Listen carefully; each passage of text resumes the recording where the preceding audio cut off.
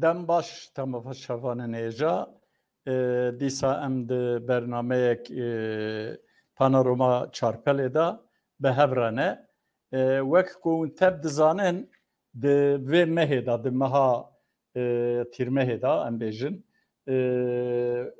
جبرکو ما وک چارپل ما و مه مها لوزانه قبول کرش خورا و مج سری و مه حتی داویا و مه وای اندی داویته ما د برنامه پانوراما چارپل دا ما مثلا لوزانه هانی زمان پیمانا لوزانه چه بر چه هانیج کردارا چه بو چه نبو لسرویانه ما روشن بیر سیاست مدار ام بیجن نویسکار لکولینر ما دان خبردانه اوا من دو برنامه پارامکتن برنامه دیایه هفکارن من اوانجی هر یک جوان برنامه کی دی برنامه انندک چیکرن از هیوی دکم کو ما دوی واری دا دواره ام بیجن پیمانا لوزانه و گرینگیاوه و د دیروکا ملت کرد ده و د قدر ملت کرد ده ما به هف داوه زانین یانجی ما باله کشاند و سروی مسئله بله میوان منی ایشف رزدار سعید و روژه اون تب سعید و روژ نازدکن لیکولینر و نویسکار سعید و روژ کک سعید بخیراتی سرسرا سرچاواراتی نوا خیره دابی چاویت سر گلابه ایوار باش ایوار باش خیراتنا همو دینرین چارپل تیوی دکم بیجم ایوار باشی بوانش کک سعید دجاردنه اما دوی اکرانه دا جیتر نویجی متجزا کرو مفلان جزایی داته فلان بله ما جزا دنیا مکو بچیا جامعه کی ما اویزان بکومد گوچه ده اینجا که که از ام درباسی مجاری خوب ببین برا رجی مجارن ما بین سر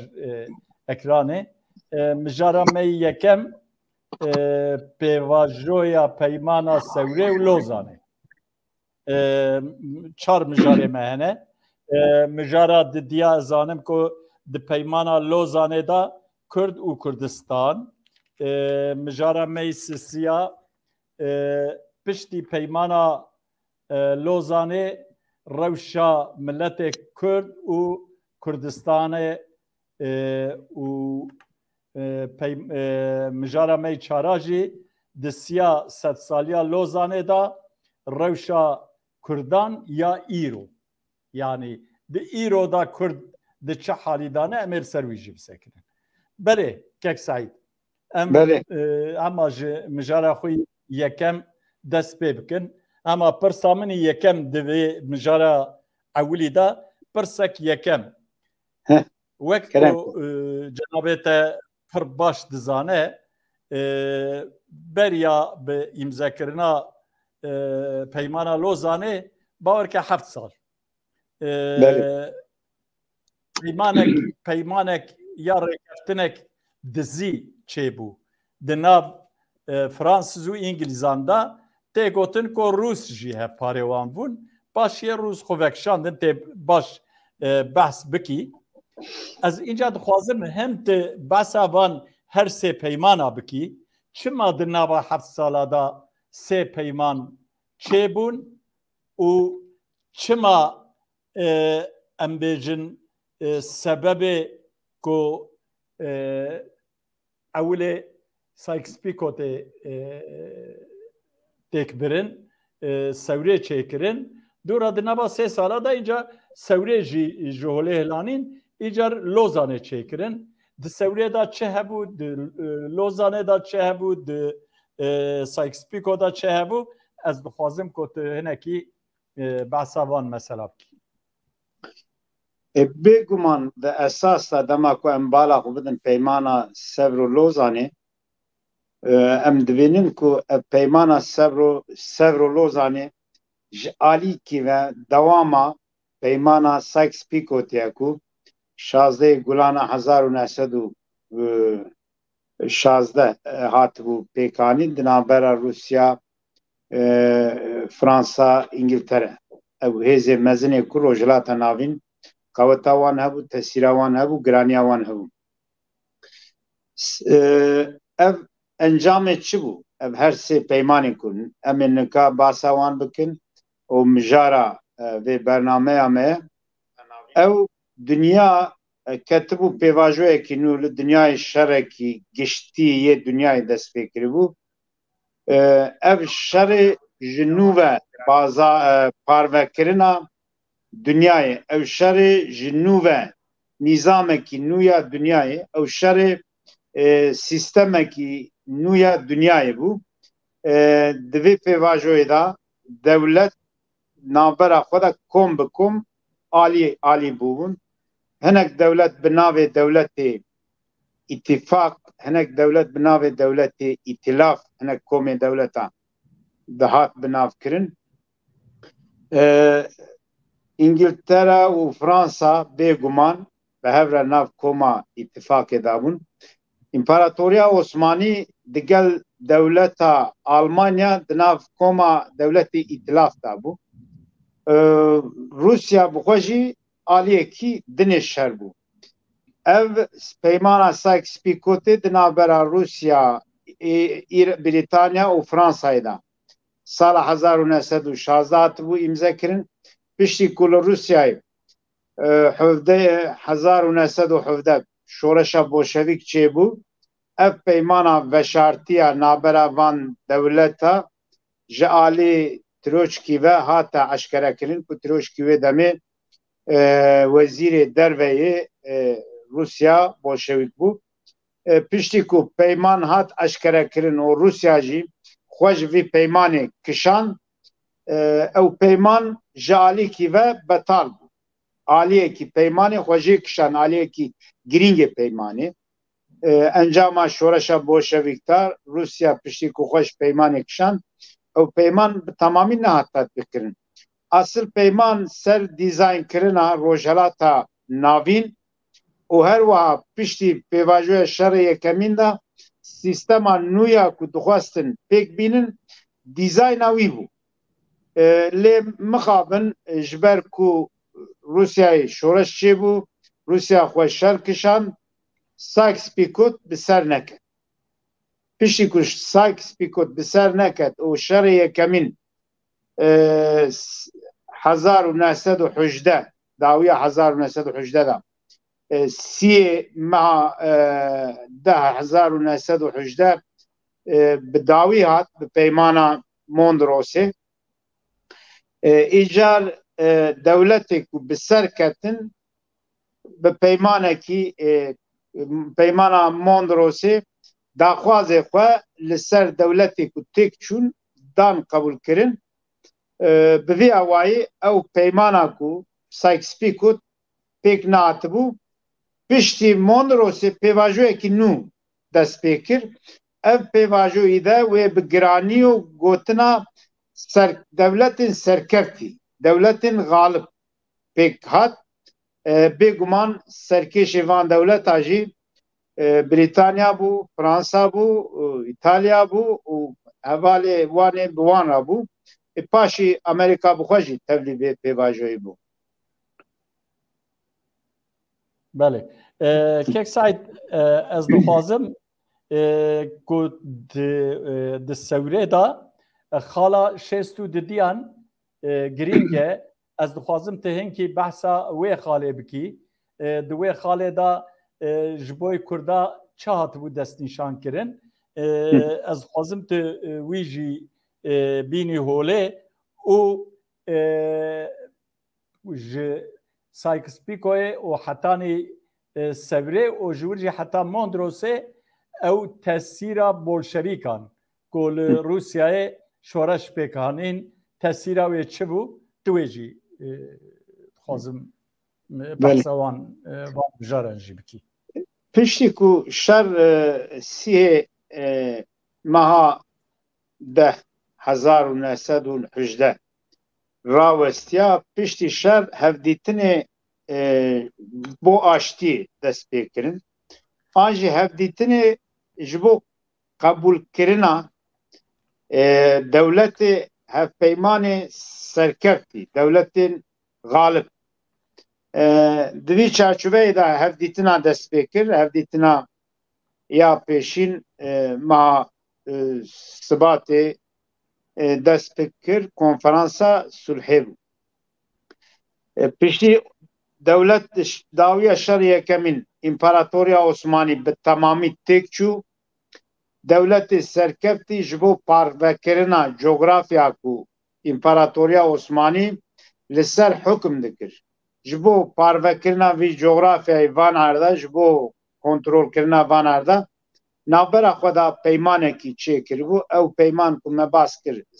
ساکس پیکوت بو لجبر کو ساکس پیکوت هلکشاندنا روسیای میدان ما احتیاجی پیدوی به نوکرنا وی پیمانه هبو پیدوی به پیکانینا پیمانه کی دن هبو پیش دیتنه وان پیمانا کنفرانسا صلحیه پاریسیه دوی پی باجوی دا جمعیت تالیا کردستانی لإستانبول هاتیه دامزراندن او جمعیت تالیا کردستانی کرد استانبول دی چارچوبا پرنسیب وی سوندا جبو مافی چارنوسیا ملت کرد دناف هولدانه دانه دوی چارچوبه دا کنفرانسا صلحی کرد بخو هول ددن وکا نونر کردا شریف پاشا متنکی بناو کردا پیشکش کنفرانسا صلحی دکه 1919 آدار 1919 دوی متنه دا هم متنکی پیشکش دکه دالی همجی به رئیس جمهوری امریکای را و دمه هفدیتنکی چه دکه دوی هفدیتنه دا مافی روای ملت کرد تینه زمان پروبلم کرد و ارمنا تینه زمان بلکی کنفرانسا صلحیه پاریسی یکمین جوینه کی ناونتویه ام بیجن کنفرانسه کی ناونتویه دنگی کرداجی دوی کنفرانسه دا تی بیهستن دا خوازی کرداجی تی بیهستن لی مخابن ام دبینن که او هولدانی کردا پشتی کنفرانسا صلحی بردوام ناکن یعنی او تبلیبونا وانا پشتی شر یکمین جبو هفدیتنه روشان نو جبو بازاری نو او سرکفتنا وان هولدان وانه تبلیبونا وان جوینا بردوام ناکه انجاما وان هفدیتنا دا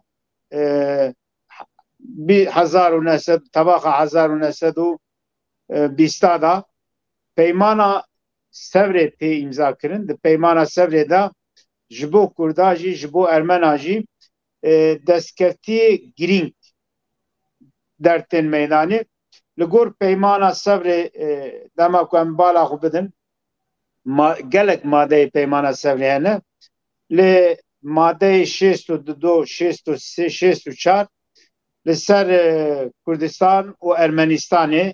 هاتنه دیار کرن لگور ماده 62 و 64 دما کو ام بالا خو بدن دبیجه اگر yani Kürt bixwazin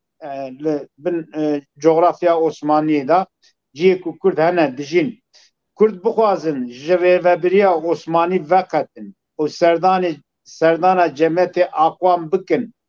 cemiyeta aqwam darxwaza wan di cî da bibîne û daxwaza wan wê pêşkêşê rêveberiya Osmanî bike û rêveberiya Osmanî jî dê bo nasandina Herêma Kurdistanê bo nasandina mafê çarenûsiya Kurdistanê an jî bo nasandina statûyekî bo Kurdistanê wê çi pêdiviye wê bik. Her wiha di vê peymanê da çawa ku basa dewletekî Kurdistanê dibe ji dewleta Kurdistanê hîn zelaltir basa damezrandina Ermenistanekî gewre jî têkirin. Divê Ermenîstana gewreya ku Sewrê de tê baskirin, beşekî coğrafya Kurdistanê jî di nav ew Ermenîstana ku tê îzakirin, tê nîşandan, bajarên wekî Bitlis û Erzurum û wan jî di nav vê Ermenîstana mezin de xuya dikin. Bi vê awayî peymanekî tê îmzekirin, peymana Sewrê di dehê tebaxa 1920 da. Lê mixabin dema ku ew peyman tê îmzekirin, tê rojevê, heman demî nakokiyê girîng di navbera hêzên hevpeyman de hene. Yani di navbera hêzê dewletên îtifaqda nakokiyê du alî jî heye. Digel ku ev peyman hat îmzekirin û di vî peymanê da ihtimala û rêya damezrandina Kurdistanekî vebû, diyar bû, lê mixabin peyman nehat tetbîqkirin. Ser tetbîq nebûna peymanê gelek şirovet tê kirin û her wiha eger ku ev peyman bihata tetbîqkirin, Tirkiyeya îroya ku yani ew erdê ku ji bo Tirka hatibû veqatanin, ew herêma ku îro dibêjin Anadoluya Navîn wê Türk di vî coğrafyayê da bihata sînor kirin. Wê alîkî Kurdistan bihata damezrandin, alîkî Ermenistan bihata damezrandin. Lê mixabin ji ber nakokiyê navbera hêzê hevpeyman dewletên îtilaf peymana Sewrê nehat tetbîqkirin. Lê alî Tirkiye îddiayê din dibêjin, îdeolojiya resmiya Tirkiye, nûnerê îdeolojiya resmiya Tirkiye dibêjin ku bi berxwedana me, bi hewldanê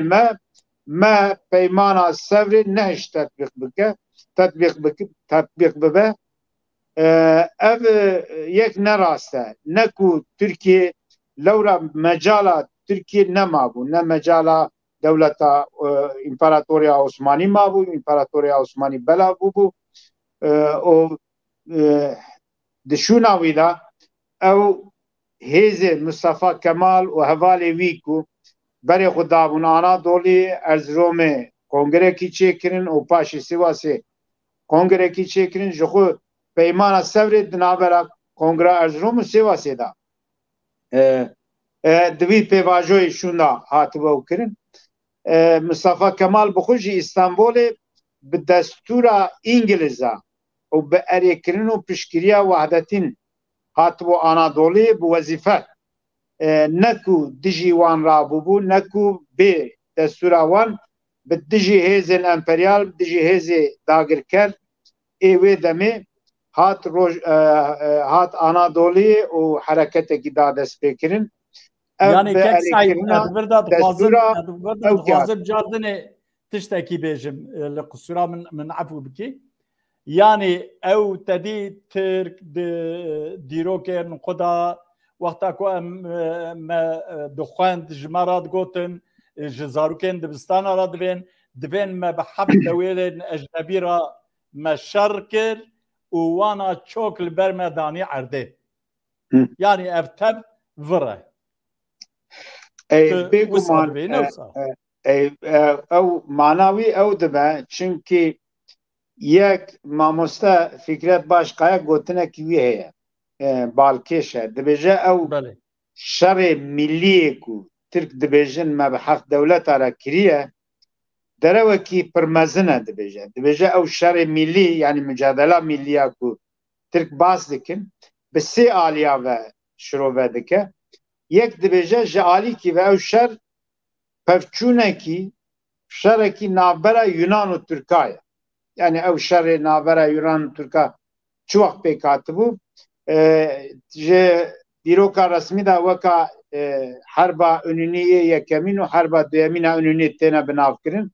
Yek di şeşê kanûnê da pêk hatibû, yê din jî di 23 Adar û 1 Nîsanê heftekî ajot bû. Du şer çêbûne. Wî şerî wek şerê navbera Yunan û Tirka alî din شەڕی میلی وەک شەڕێکی ناوخۆ، شەڕی دژی کووردا، شەڕی دژی ڕووما، شەڕی دژی ئەقلیاتی ناو ئیمپەراتۆریە ئۆسمانی بناو دکە و ئالیە وی سسێژی وەکە شەڕێک وەکە سیاسەتێکی تەسیر لێکردنا دیپلۆماسیە بناو دکە. براستی جی ئەگەر ئەو شەر دژی دەولەتێ ئەمپەریال دژی دەولەتێ سەرکەفتیین ئیتیفاقی بوونا ji xwe ew herêm deste wan dabû ew nedihiştin ku Mustafa Kemal û hevalê xwe derbasê herêmê bibin. Ewana karibû bi destê Kurdan Mustafa Kemal û hevalê wî li herêmê bifetsanda û herêm ji wan re bigirta. Ji ber wê yekî ew gotina îdeolojiya resmî ne durist e ne rast e. Eger şerekî herî zêde ku wê demê meriv karibe bêje pevçûna Yunan û Tirkiye jê wê de tir şerekî wisa dijî heft dewleta şerekî çêbû em serkeftin ew tişekî ne rast e. Çünkü bi van dewleta re yek û yek peymanê dualî çêbûn di encama van peymanê dualî de li hev kirin. Yani bi Rusya Bolşevîk û Kemalîsta peymana wan çêbû, Britanya û Kemalîst 1920 da yani 21 Sıvata 1920 da peymana wan çêbû. Di encama wî peymanê de Türkiye û Yunanistan bi hev re tevlî konferansa Londrayê bû. Her wiha 16 Adar 1921 di navbera İngiltere û Bolşevîka da peymanekî çêbû ji bo piştgirîkirina şoreşa Mustafa Kemal. Digel wî 20 Kasıma yani 20 Meha 11 1921 peymanekî di navbera Fransa û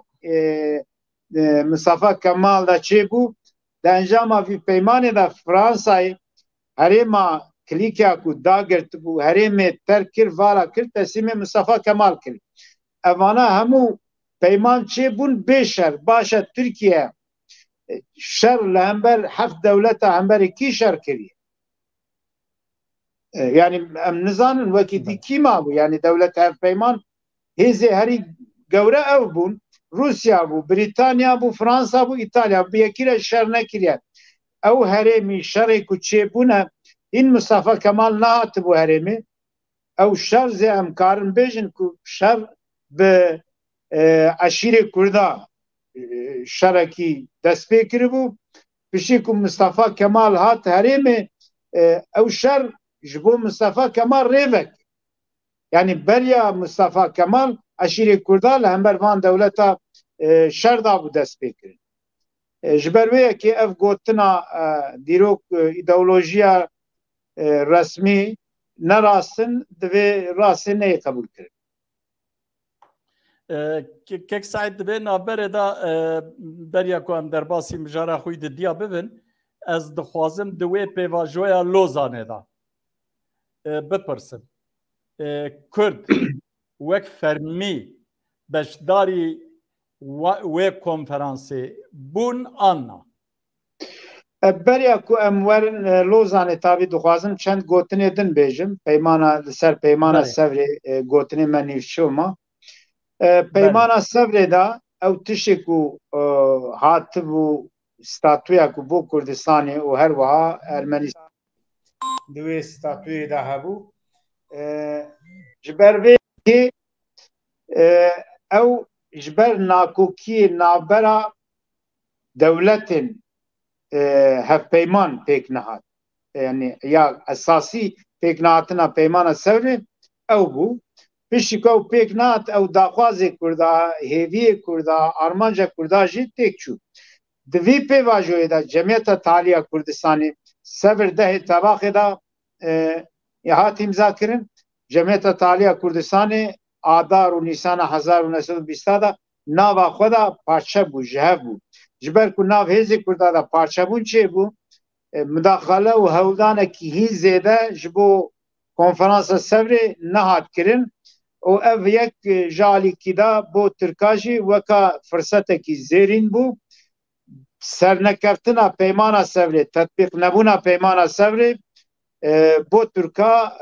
destkeftiyekî gelek mezin e. پشتی که سفر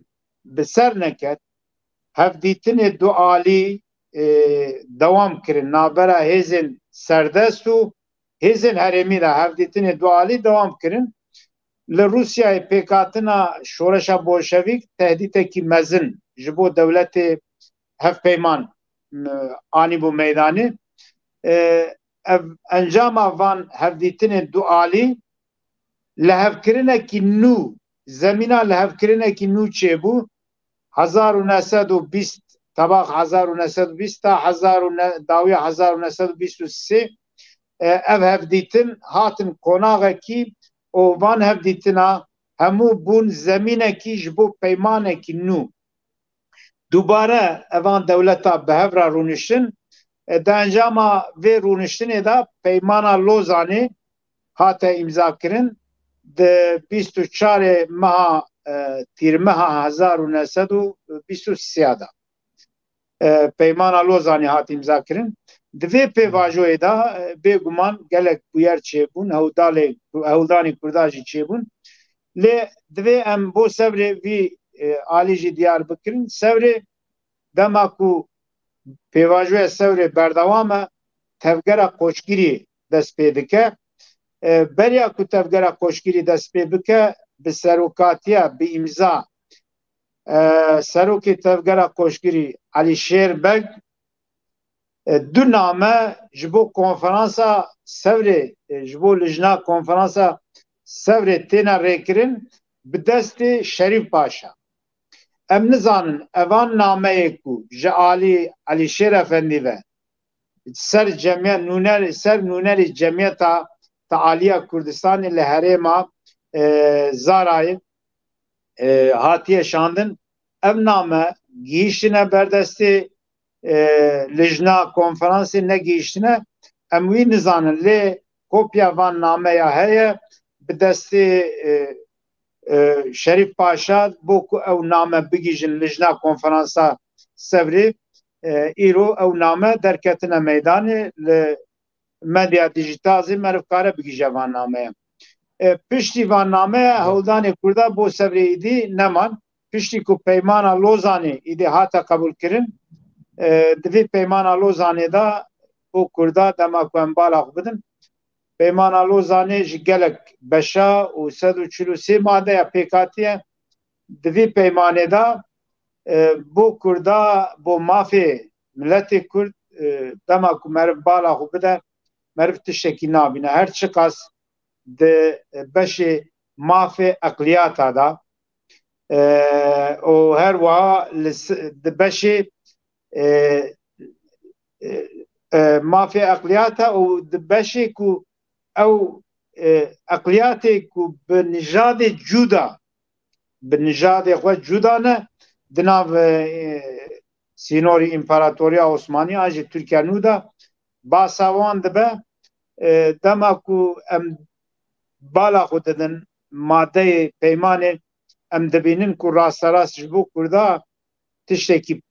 madeyê peymana Lozanê de tune. Tenê basa navê Kurda kek Saîd qed navê Kurda ya navê Kurdistanê di peymana Lozanê da derbas dibe anna. Navê Kurda û Kurdistanê derbas dibe carekî yanî navê Kurda ji alî heyeta Tirkiye ve jî derbas dibe di peymanê da jî weka eqliyatê İslamiyê Kêmanî derbas dibe di Ünûnî serokê heyeta Tirke li peymana Lozanê da wezîrê derva ye. Ünûnî dibêje ku ez nûnerê Kurda û Tirka bi hev re ew peyva ku ji alî Tirka da peyva Kurda ku tê derbas dibe yek ev e ya do dema ku di bendê peymanê da basa eqliyatê İslamiyê nava Tirkiye dibe divan nava da navê Kurdazê tê jimartin lê piştî wî di madeya ser mesela Musulê da basa Kurd û Kurdistanê dibe di vir da Kurd û Kurdistan Kurd weka komekî xelkekî tê بناف كرن لي وكا خلقك جودا يعني بالنجاد خو جهه نايب بناف كرن همو هولدانا تركا وكو دماده كو خلق ناف تركيا دا بجي دگرن قومي اتنيكي ناف تركيا دا بجي دگرن كرد وكا نجادكي جودا نه قبول كرن وكا قومكي مسلمان اسلامي ناف تركيا دا بي قبول كرن وهر واحد مثلا موصل دا قالك باسا كردو كردستان دبل كردستان ورا مانا سياسي دا ناي بكارانين مانا جغرافيا هرم دا تي بكارانين في چاچوه دا ناو کرد و کردستان د پیمان دا درباست به بله كاكو از خوازم تشتكي تجي لبري بپرسم يعني راستكو دولتين امبرياليست دخواستن كو كرد ببن دولتك سربخاوة بكن چونكي ترك براستي او هناك شروبكارين وانجي وان ابي نجات پرست دبيجن كو ام همبر حب دوالي ما شركر و دبيجن دخواستن كو لتركيا كردستان دولتك كردا بي آبا كرين وما نهشت يعني كماليستا نهشت ابيا راستا انا يعني انجليز و فرانسيزا خواستن كو دولتك كردا آبا بكن ناخير نراستا جبو چنا راستا از بري برسواوي بدم و پاشي از مثلا ايكو شروفه دكن دبيجن معرف كاره د ماده سيو نهايا كو ما في اقلياتا مسلمان وغير مسلم تينا زمان دناوي ماده دا جبو زمان كردي جبو كلتورا كردا هناك هودانا بكا هناك تشتا بگره كرد گوراوي ماده دكارن زمان خو بكار بينن د چاپمنی دا د نویساندنی دا از باساوی بکم لبریاوی امبیجن کو اگر دولت وک فرانسا دولت وک بریتانیا دولت کی وک روسیا بوشویک د سیاست واندا دامزراندنا کردستان کی سربخو هبونا کو پشتی پیواژویا لوزانجی نونر دولت ترکی و گوتنی گلک جارا دوباره دکن د سرلدانا ملیه 1925 جی بوی و گریدن دبیجن به پشکریا انگلیزا چیبویه اوانا نراسته جاره کی مگاف کی دنه باز کر بریا وی پیواجوی جخو او دولت فرانسا انگلتره روسیا و ایتالیا به ترکیه را لحف کرد فرانسا باشور روجاوای کردستان خودی حکم بود فرانسا حتی ادنا کلیکا هرما کلیکا بن حکم ویدا بود حتی اسکندرون و کردستان روجاوا کو ایرو باشور روجاوای کردستان هم دبیجن گش بن حکم فرانسا ایدا بود و هر وها باشور کردستان ام بیجن او ولاية موصل بن حكم بريطانيا يعني انجلترا يدبو اگر نيتا انجلترا و فرانسا دامزراندنا دولتك كردستان هبونا اوانا نكاربو ويدار دولتك كردستان دامزرين يعني 22 دولت عربا دامزراندن بريطانيا و فرانسا نكاربو دولتك كردستان جبدن دامزراندن بگمان کاربو روسیا حتی کوری خلات بو نوسه بلیسی حتی بلیسی وردا درباس بو هات بو اگر وان هزا پلانا واندا پولیتیکا واندا سیاست واندا دامزراندنا دولت کی کردستان نه هبونا بگمان و کاربو و دولت بدن دامزراندن پشکریا وی بکن شوا پشکریا 22 دولت عربا کن لی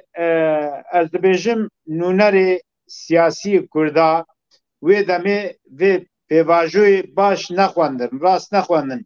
مصطفى کمال هایا وی ج پیواژوی هبو مصطفى کمال زانبو کو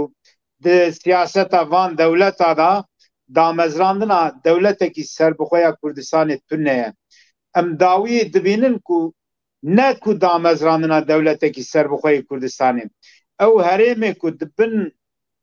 مانداتریا فرانسا و انگلتره دا بو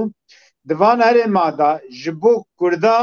اوتونومی جی نهاتیا ناس کرن خود مختاری جی نهاتیا ناس کرن نه کو دامزراندنا دولت کردستان اگر براستی جی سیاست وانا دا شکل صاحب وان دولتی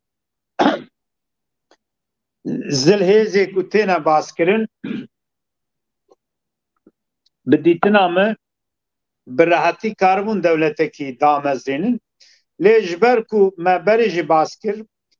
حرکت مصطفى کمال به روسیا بولشویک را به فرانسا را به انگلتره را لحف کرن جبر کو لحف کربون او راحت بون زانبون دولتی کی کردستانی وقت دولت عربانای دامزراندن آرمانجا مصطفى کمال او بوکو لباشور کردستانی پیش روژه دا بگریدای ولایت موصول کرد باشورا کردستان نگیجن ستاتوی کی سیاسی دناب عراق پشتی کو دوی پیواژوی داجی دیار بو سال 1925 یاسا اساسیه قانون اساسیه عراقی هات قبول کرن یعنی زاگونا عراقی آنا یاسا عراقی هات قبول کرن تیدا جبو کردا مافی کو اوانا د فکریان ستاتوی کی تو نبو پشتیوی کی مصطفى کمال و انگلتره براحتی لسر مثلا موصول لحف کرن او هنا کی para جبو پترولا کرکوک موصول هاتا فروتن او پرای خو پیشین گرتن به تقسیطا و گریدان حتی سال 1951 د اوراق فرمیدا او تقسیطی کو که پترولا کرکوک موصول فروتن انگلیزا پرای وی ورگرد او بوی اوای مثلا حال بو yani قطعا سیاستا وان دولت مزندا کردستان کی سربخوت تو نبو کی بیجه نراسته او گوتنا دولت وقت ترکیه و دولت دنجی نراستن ام وگرن سر پیمانا لوزانی ماده اقلیات دا دوی ماده دا هر چقص مافی اقلیات غیر مسلم هاتیه ناسکرین جی او ماده بو اقلیات غیر مسلم جی تمامی نهاتیه تطبیق کرن جی خواه بزخت و حیله او ماده کیم و کرتی هاتیه تطبیق کرن لیجبر کو کرد مسلمان بو نونر و هیئتا ترکی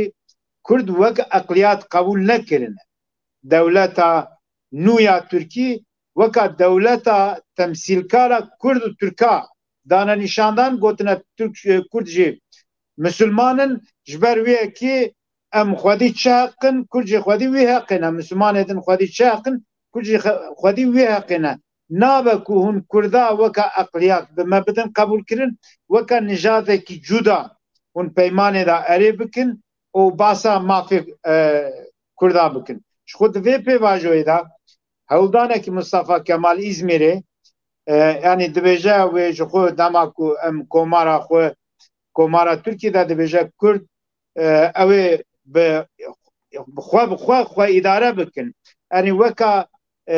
gotarekî demecekî dide ku ji bo Kurda em ê xwedmuxtarî özellikle em ê nas bikin di wî pêvajoyê de ev jî xapandinekî bû dawiyê ew gotar û daxuyaniya Mustapha Kemal ew em bêjin برقیا ویا کو جبو جپا مزوپوتامیا هاتیه نوساندن جبو او کی رای گشتی هاتیه داین او جی خود دما کو تطبیق نبو دیار بو کو پولیتیکا بو سیاست بو خافاندنا کردان بوچه ترکیه خواست مثلا اقلیاتا بکا مثلا مسلم و غیر مسلم جبو کو لهمبر دولت وک فرانسا انگلتره و دولت ایتالیایی دن هیزا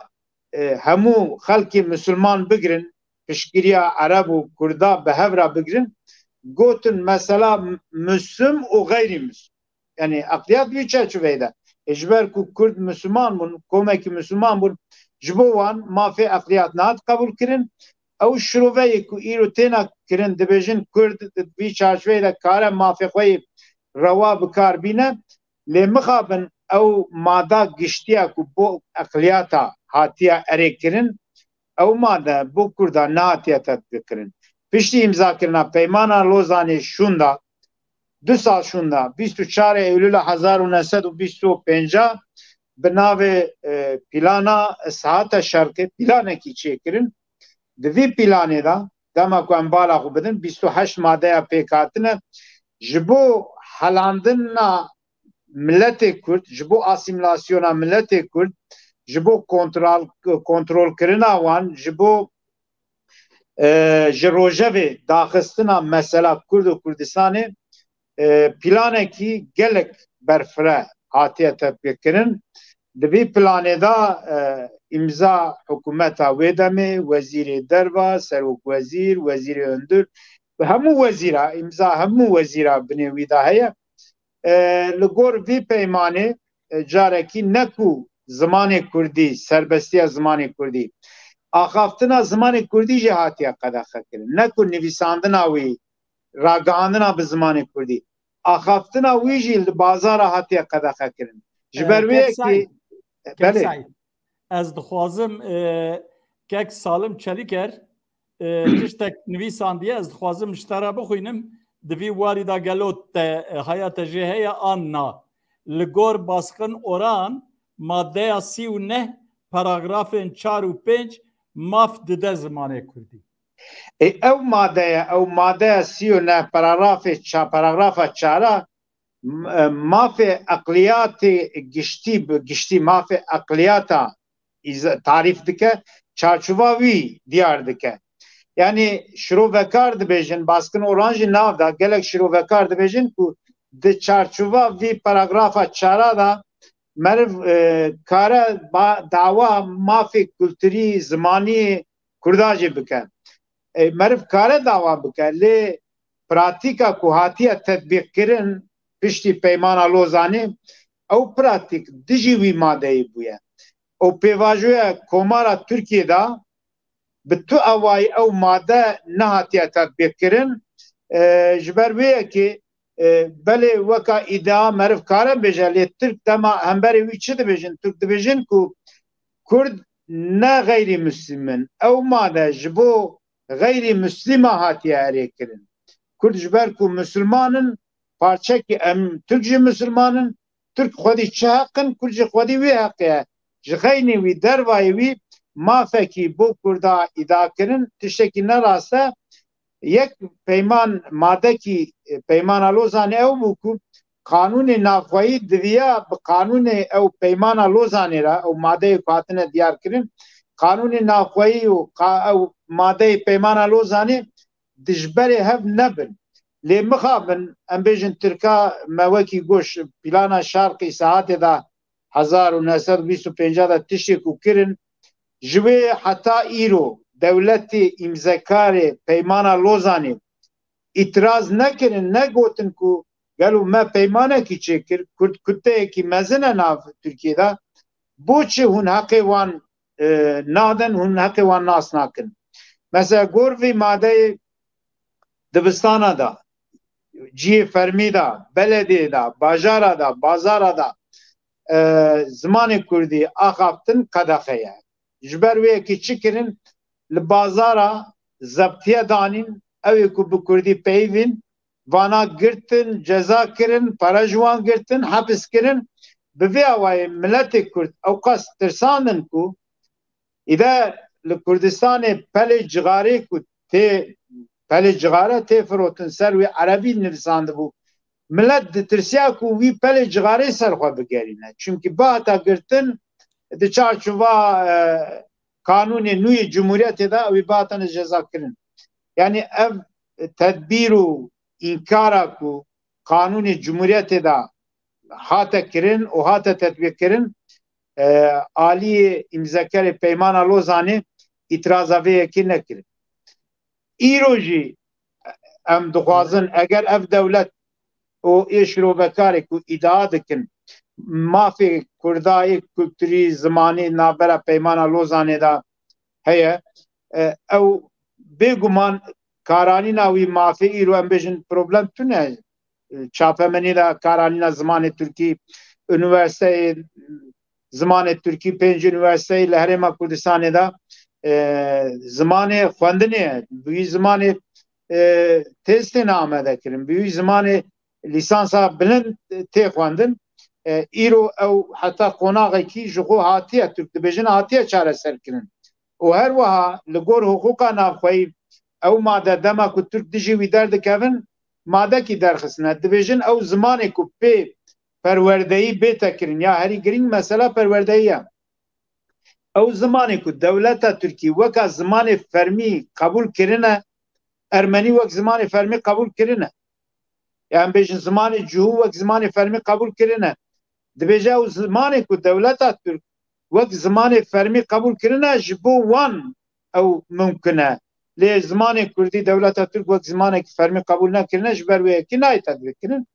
لی آخر قناغا که اماتنه پروردهی گشتی نبجی د 5 üniversiteyin Türkiye'de ve Herima Kurdistan'da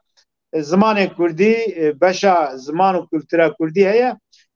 Türk irozi parasına uydu kendi bejin joko heye o her vaha de dibistane seratay hatta sınıfa 8 hafta 2 saat dersi bijartay Kurdi heye dibece men askeriye Kurd bu zaro ki kunaşinin yani paş vida çi digere o tişekidine لی آخر ترک ناونتوی دا سیاست دا فکری ناونتوی دا تزوانای اوه به یکی دا پاریز برای که سعید ام به اوکاته هاتن خالا خوی سسیا خالا می سسیا پشتی پیمانه روشا ملت کرد و راکسیونن وانا وقت که جنابت بحث کرد او پشتی کو لوزان هات امضا کرن و دوره پلانا اصلاحات کرنا شرقی کت روژه و هات تطبیق کرن پشتی وی کردا برتکشاندا هن ریزه سرهلدان چه بون ده 1925 دا تبگرا ملی یا ملت کرد آد پیشوانیا شیخ سعید افندی دا دیسا در دور 1930 دا 26 هفته حیانی سی تبگرا آگری و پشتی وی جی ده 37 دا جی درسن از دخوازم جنابته هنکی بحثابان رزه سرهلدان بکه کردا لهمبر دولت ترک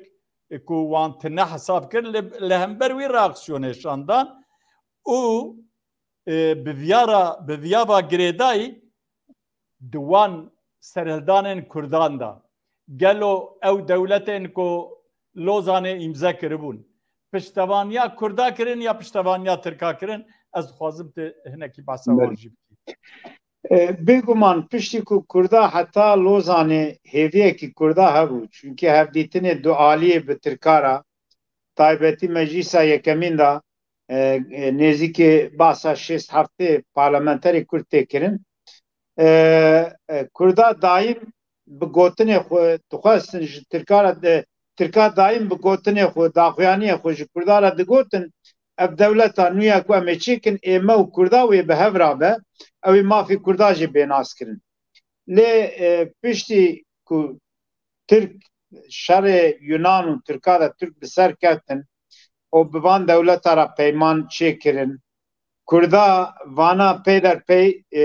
تی گیشت او پیمانا لوزانه کو هاتا امضا کرن کردا دید کو جبو کردا نونری کردا یعنی سیاسی کردا ریبر کردا ریخستنی کردا دید کو جبو کردا تشکی تو نه دوی چارچوبه دا جخو 1922 نیسان 1000 لگور آگاهی و گوتارا آرالوبه نونر روسیای کنسول روسیای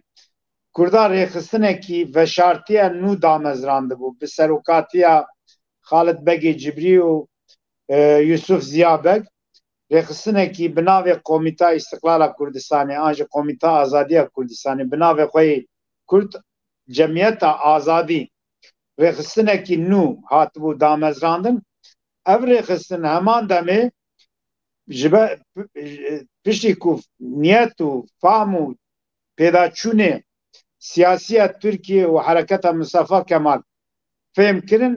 hewldan xwe rêxistin bikin ew rêxistin çêkirin di çarçova wî de xebatê kirin û ev xebata wan piştî peymana Lozanê sal û nîvekî ji peymana Lozanê şûnda Sibata 1925 da ew xebata wan hat qonaxekî wisa yani destpêkirina hereketê ne bi îrada Kurda be jî lê haziriyekî Kurda hebû bi serokatiya rêxistina Cemiyet Komîta İstiklala Kurdistanê an jî wekî ku di biryarên mahkemê de tê baskirin Kürdistan İstiklal ve İstihlas Cemiyeti yani Cemiyeta Azadi û Serxwebûna Kurdistanê di mahkema de ew nav derbas dibe rêxistinekî veşartî çêbû bû haziriya xwe dikir xebata xwe dikir bo serhildanekî giştî da ku mafê miletê Kurd bê naskirin di vî navberê de hewldanê Kurda jî çêbû ne tenê Bakur Başûrê Kurdistanê jî Şêx Mahmûd em zanin em ji bo Lenin her wiha ji bo konferansa Sevrê nûnerê xwe rêkirin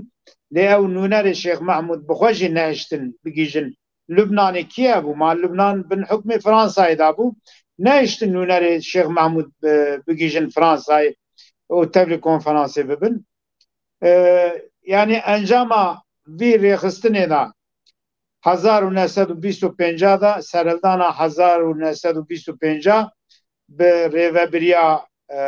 vî rêxistinê û li meydanê da bi serokatiya Şêx Saîd Efendî 1925 da çêbû di vî pêvajoyê da ew ê ku bêjin van dewletê ku navê wan derbas be îmzekerê peymana Lozanê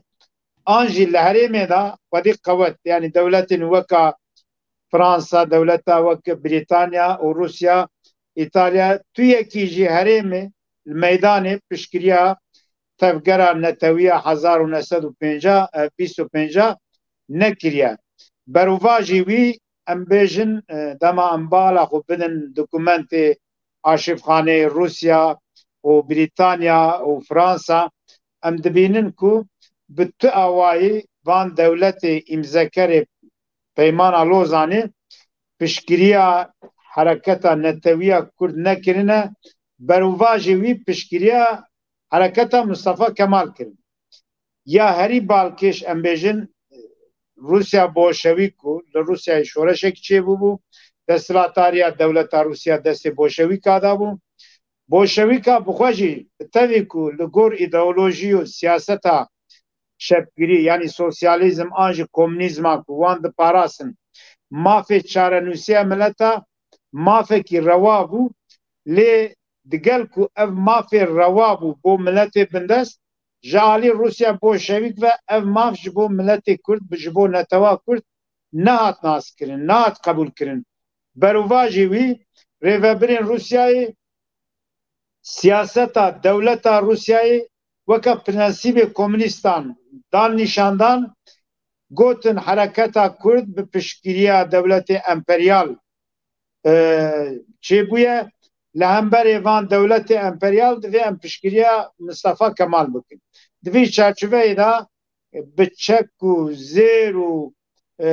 teqemenî û gelek aliya ve piştgiriya Mustafa Kemal kirin li hemberê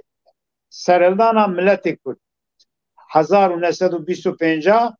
û her wiha 1930 serhildana Agrî jî bi taybetî tesîra Rusya Bolşewîk hebû ser İranê da ku di navbera İran û Tirkiyeyê de taqaskirina erdê çêbe داکو حرکت کرد بیتا دور پیش کرن بوی اوایم دبینن جه 1925 تا 1938 حرکت درسمی او سرلدان کردا یعنی جه خوشگیری بگره حتی درسمی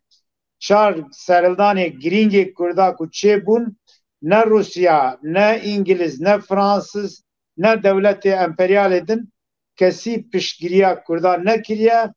هیزن امپریال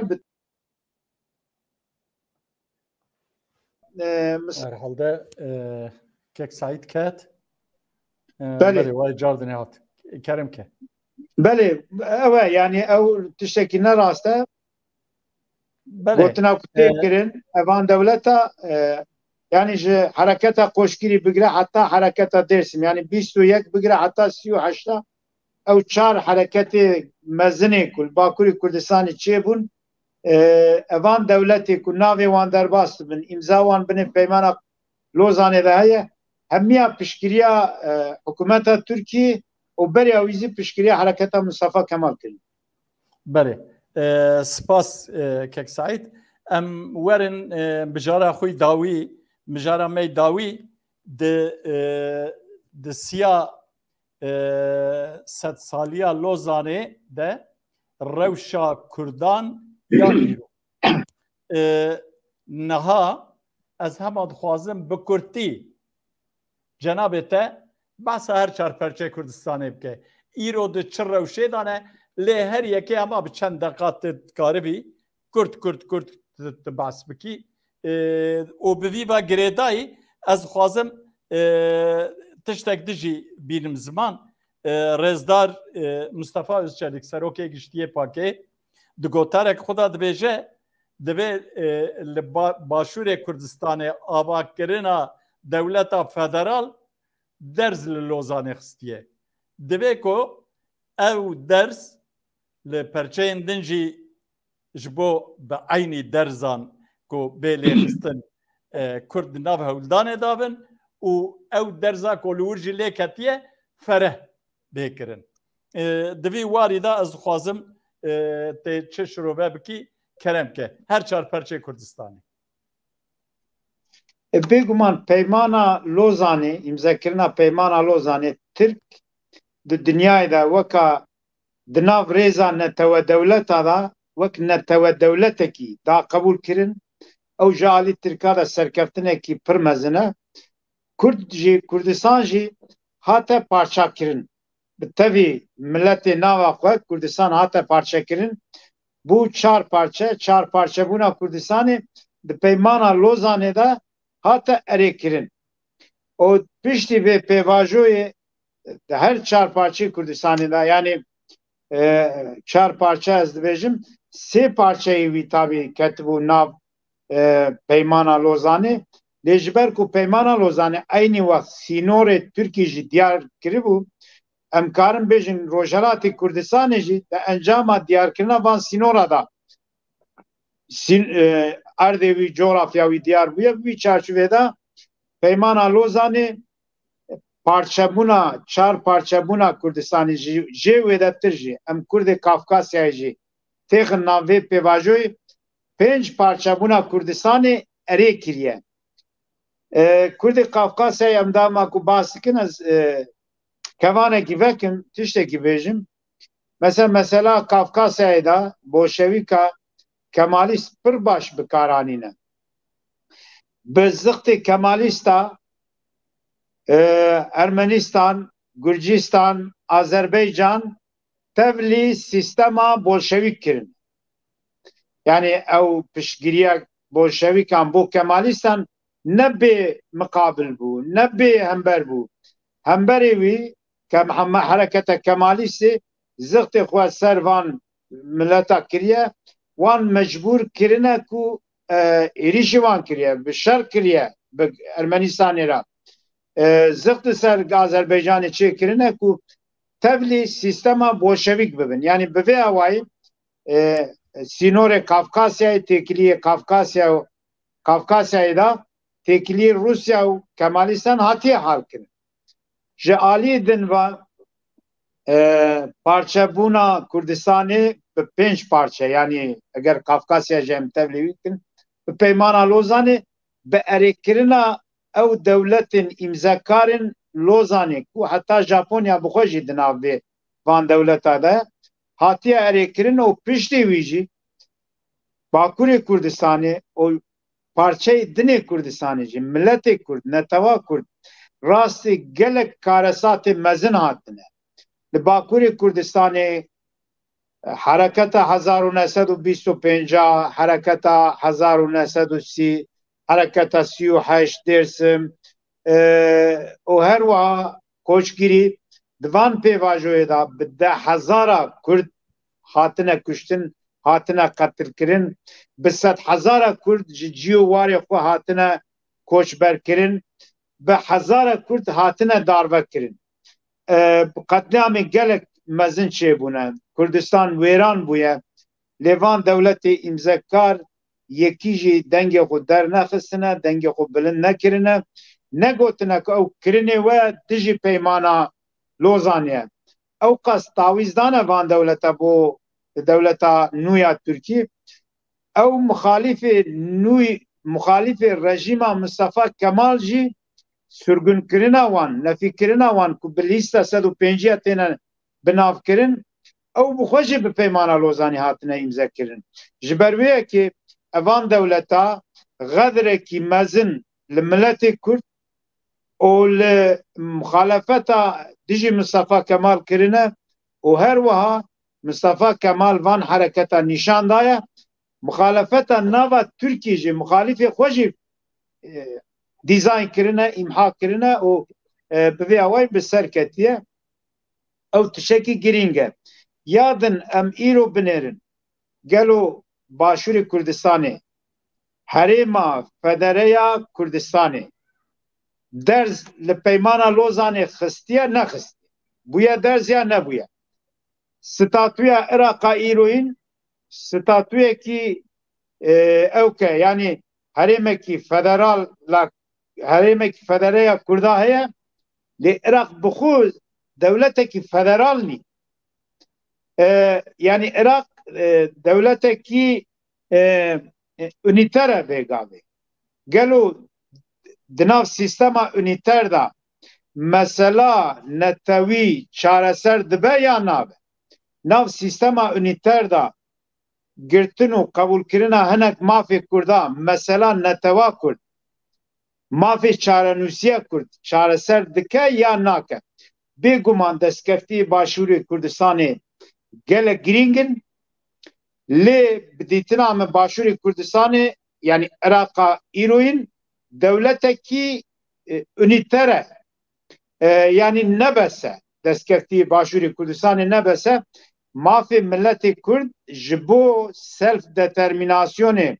mafê çarenûsiyê netewa Kurd mafê çarenûsiyê milletê Kurdistanê heye eger bi vî hewayê ew mesele hal nebe باور بکه جبر کو کردستان بوی 4-5 parça rojhelata navîn aştîzê ve coğrafyayê pêkhatina aşitiyê jî pêkhatina îstiqrarê jî nemimkune ji ber vê yekî ew derz belê bêguman merv wek derzekî kare ew bike lê divê em wî münaqeşe bikin di nav eger sîstema ünîtera van dewleta têk neçe dinav sistema üniter da mesela netewî çareser dibe ya nabe mümkün e mafî kültürî bê qebûl kirin hinek mafî kültürî bê destxistin lê bi destxistina mafî kültürî nayê çareseriya mesela netewî ez dibêjim statûyekî heye derzekî piçûk lê ketiye lê Kurd bi xwe îro 22 dewlet û nîvê ereba hene 22 nîv بوچ دولتکی کردستان زیده تیدیتن آنجی جعالی چپگرا و جعالی اسلامیسا و دولتکی کردستان وکا عنصرکی به استقراری تی پیشکش کرن مانیپولاسیونکی مزن تی کرن بدیتن آمن درزکی اری درزکیه سرچاوارک مصطفى لی چارسریه مثلا نتوی نینه چارسریه مثلا نتوی برسوا رفراندوما 2017 کو ملت کرد سدی نوت و سسه دولت بون و سرخوابونا ملت کردستان اری کرن ملت کردستان نه تنی کرد بیجن همو ملت ناوا کردستان اری کرن خواستن چاره سری بتیتنا ما او پوزیسیون ایرو نه چاره سریه درزکی اری درزکی لی ام دبینن داگر کر دخوازن ویجی بنوی والا کن ناوروکا وی والا کن وی سوک بکن پوچ بکن ناوا پیواجوی دا دوی چارچوی دا دوی ام هشیاریه کیجی بو باشوری کردستان بدن او دوی کرد می باشوری کردستان جی او درزا کلیکتی او ستاتوی که نه ایلن شیعی عرب بس 1001 لیستکا ناوروکا وی والا بکن جبو پیشی لگرتنه سیاستکی نتوی یک ریزیا ملت کردستان لازمه به ترکمن و عرب و آشور و کلدان و کردان و یکیتیا ملت باشوری کردستان پیدویه و گرینگه. بله از دکارم بیجم که ام این دیتین داویا برنامه خود پرسا داوی یعنی مجارا میداوی وان چالاکین که جبوی لوزانه 100 سالیا لوزانه پک هاتن هم امزانن که هندره ولات جی هر چار پرچه کردستان جی لگلک جیان کنفرانس پک هاتن چالاکی چه بون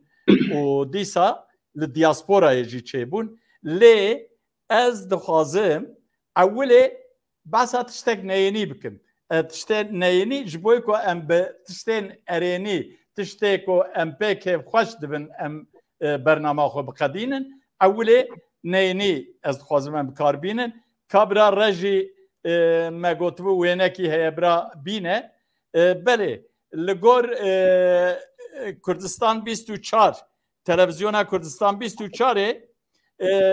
خبرك اوها دبي چند روز بری د 100 سالیا پیمانا لوزانه دا لولات سویسرا جالیه پکک و چند آلیه دن و کنفرانس هات دارخستن و دوی کنفرانس دا چه بو اب وان آلاین هانه کون دبینن هاتن دارقاندن لسر ناوه هر پرچه کی آلک هات بو دارقاندن لسر ناوه باشور آلا کردستان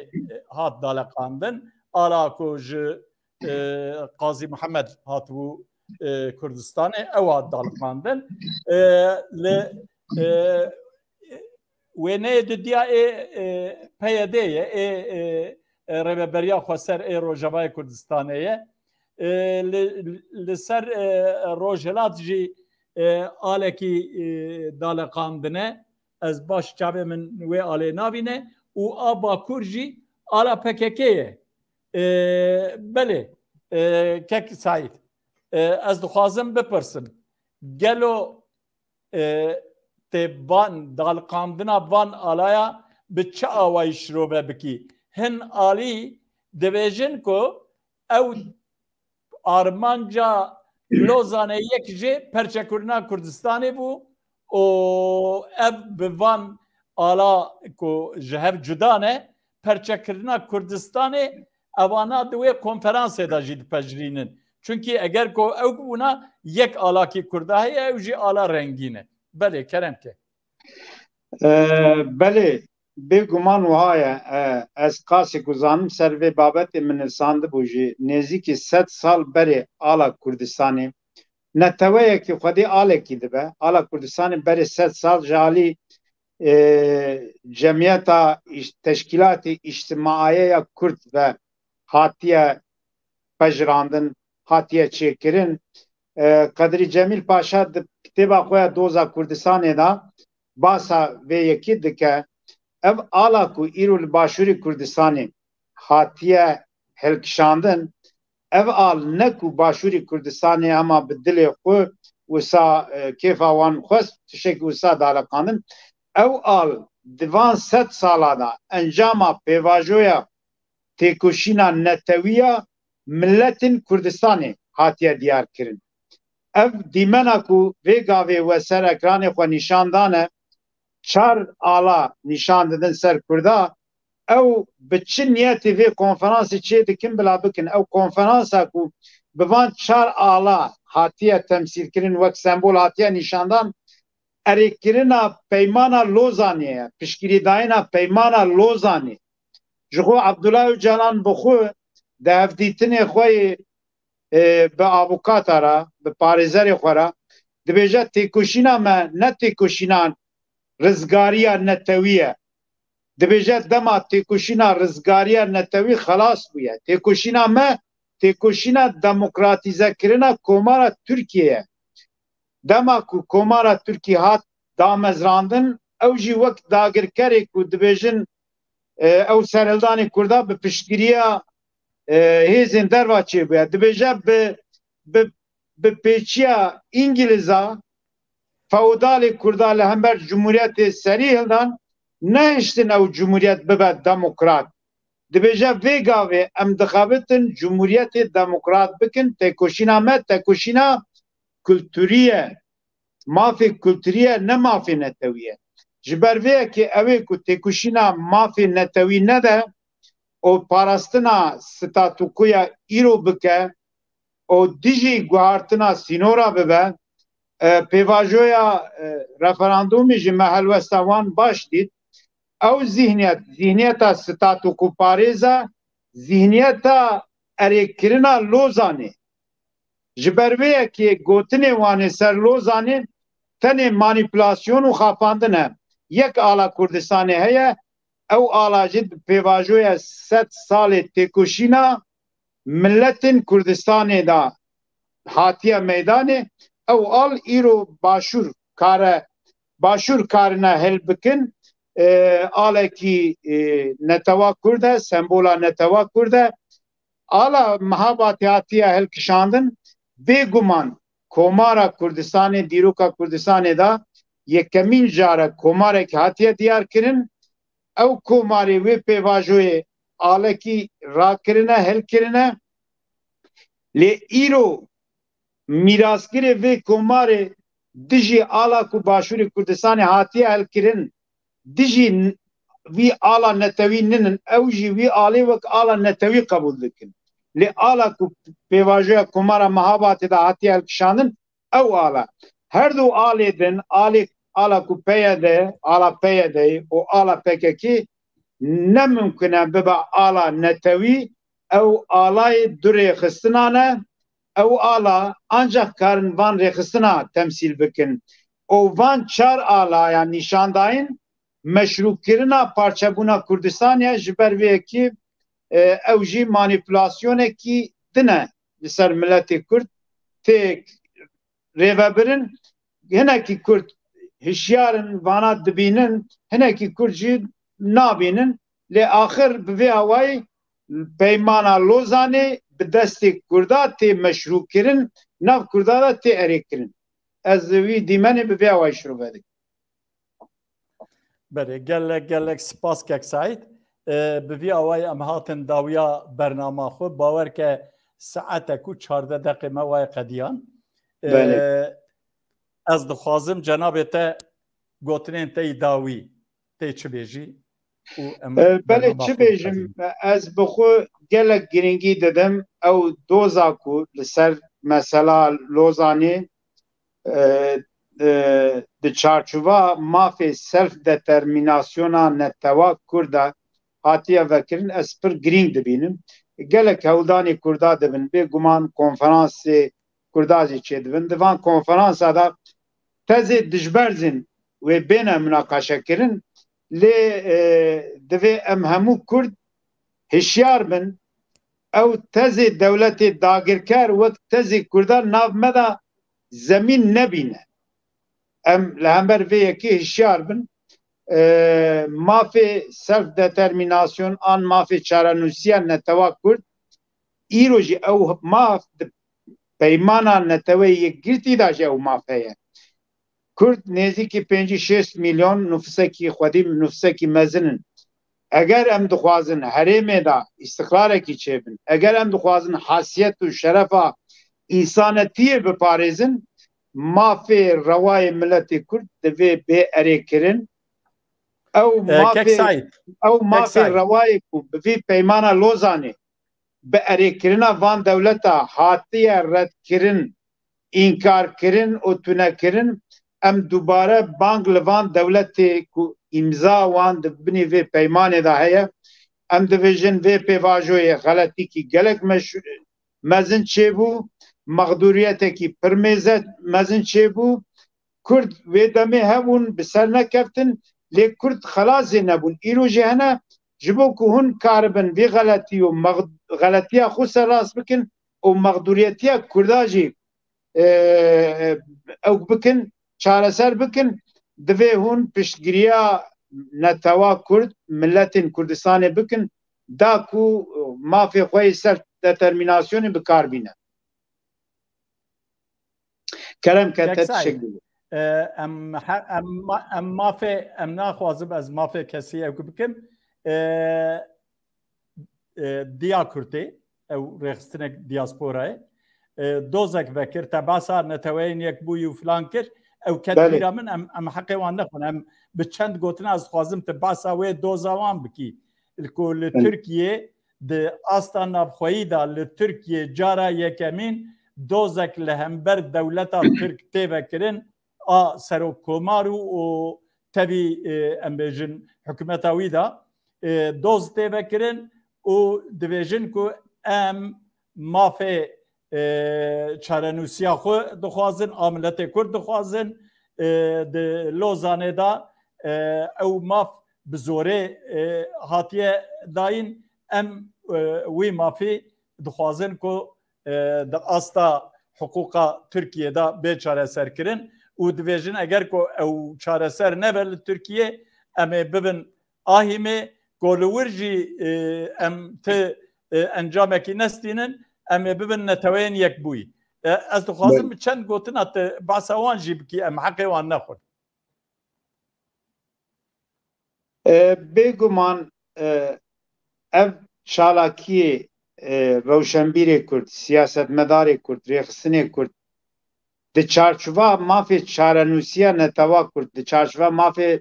selfdeterminasyona netewa Kurda ew hewldana ez pir giring dibinim. Yani ew dava ku hatiye vekirin di çarçova mafê çarenûsiyê de bêguman wê Tirkiye hemû mahkeme wê dozê vê dawayê red bikin. Dawiya ku vê dozê hate redkirin wê bikeve mahkemeyê navnetewî di mahkeme û saziyê navnetewî da münaqeşekirina mafê çarenûsiya netewa Kurd, mafê selfdeterminasyona netewa Kurd ez pir giring dibînim piştgiriya wan dikim. Her wiha rewşenbîrê Kurdiyê wek Ganî Xulam meşê bo azadiyê û nameya ku pêşkêşê netewayê girtî kir evan cûre çalakî jî pir giringin konferans û çalakiyê dinê ku dijî peymana Lozanê û her wiha ji bo maf destxistina mafê miletê Kurd bi awakî aştiyane demokratîk têne meşandin evana pir giringin weka ferd piştgiriya wan dikim divê em çarçova wana berfireh bikin bang li rêxistinê Kurda jî dikim rêxistinê wanê sivîl û siyasî piştgiriya vê cûre çalakî û hewldana bikin da ku em karibin dengê xwe bigihînin dunyayê eger em deng ji me dernekeve dunya ew venegere ser lazim e em bi xwe dengê xwe bigihînin dunyayê û bigihînin van dewletê ku vê peymana Lozanê îmza kirine bizanin ku wê rojê qeweta me tune bû lê îro qeweta me heye îro dengê me derdikeve em ê îro jî îtirazê piştî sed sala ve jî em ê îtiraz bikin li hemberê van peyman û biryarê ku derheqê me da derheqê miletên Kurdistanê da hatiye dayîn em ê îtiraza wan nabikin bi awakî aştane û demokratîk. Belê gelek spas ger ku tiştekî te lê zêde bikî tune ve ez ê em hatin dawiya bername ez ê bername spas dikim cenabê te û her wiha çarpel medyayê televizyonê fırsatekî wiha da سد سالیا پیمانا لوزانی دا وکا فردکی کاری فکری خواه به تماشوان و بینر را پارو بکم و گوتنا خواه بیجم از گلک سپاس دکم دخباتی و دا سرکفتنی دخوازم. از جی سپاس دکم و بهیویا کو ملت کرد هر چار پرچه کردستانه جبو کو و پیمانا لوزانه بچرینه رابع سرپیا و هزین خو